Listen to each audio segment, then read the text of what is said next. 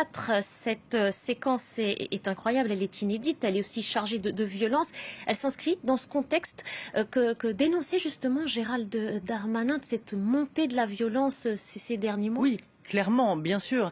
Alors j'ai envie de dire que cette violence envers les personnages publics a quand même toujours existé. Mais aujourd'hui, c'est vrai qu'elle se matérialise et qu'elle se cristallise sur la personne du président de la République.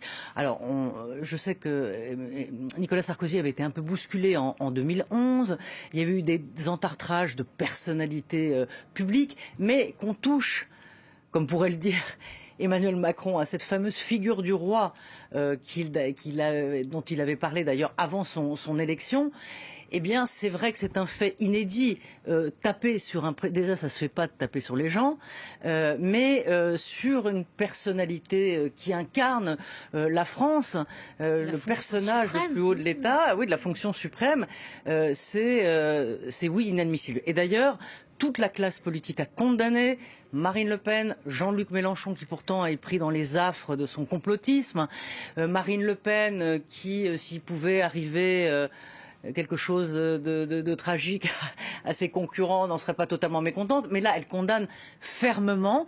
Donc eh bien c'est une façon aussi de montrer que c'est une question inadmissible et qui ne peut pas être acceptée dans notre République.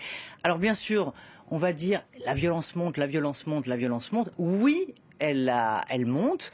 Et elle est dirigée contre un personnage, ce personnage de l'État, Emmanuel Macron, qui est quand même effectivement détesté et depuis les Gilets jaunes et même bien avant. Et on voit bien qu'il essaye de faire des efforts, d'aller à la rencontre des gens. Il est parti la semaine dernière. Alors tout était propre dans le Lot. La semaine dernière, le petit déjeuner organisé, les petites barrières, le joli village. C'était un peu le village Potemkin. Tout se passait très bien. Et on voit que son fameux Tour de France est en train de tourner un peu au vinaigre. Et pourtant, il garde la face, malgré ce moment d'humiliation. C'est un moment d'humiliation aussi. Il garde la face, il poursuit sa visite. Il fallait... Justement, il renverse l'événement en sa faveur. Vous savez, en politique, il faut montrer ses nerfs. Et en fait, Emmanuel Macron a continué sa déambulation. Il a fait comme si de rien n'était. Et il a continué à parler aux gens et aller déjeuner dans un restaurant. Donc ses partisans diront qu'il est courageux.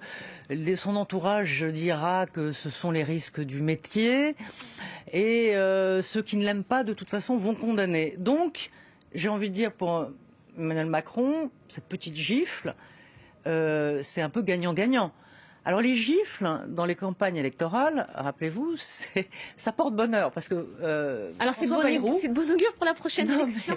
François Bayrou, c'est lui qui en avait donné une. Oui, oui. Vous vous souvenez à des gamins de banlieue qui avaient essayé de lui piquer son portefeuille ou de lui faire les poches et paf, il avait donné une gifle et ça avait boosté la campagne de Bayrou. Mais bon, là, en tout cas, oui, c'est politiquement, c'est pas, je dis pas qu'il faut recommencer, mais en tout cas, c'est pas mauvais pour lui.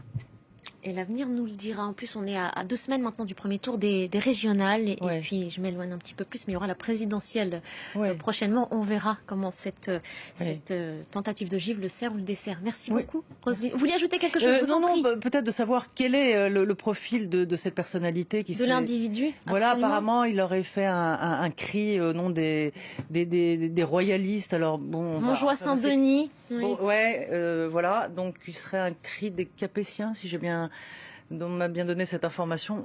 Voilà, reste à vérifier si c'est le cas. D'où vient ce personnage, quelles sont ses motivations. Mais en tout cas, ça donne quand même le sentiment qu'il y a un problème de sécurité quand même avec la personne la plus protégée. Et vous avez vu, le président a beaucoup de gardes du corps, et ça c'est assez nouveau. Depuis l'affaire des Gilets jaunes, le président est extrêmement encadré sur sa sécurité, beaucoup plus que les présidents auparavant. Merci beaucoup, Roselyne. Merci pour cette analyse. Dans l'actualité.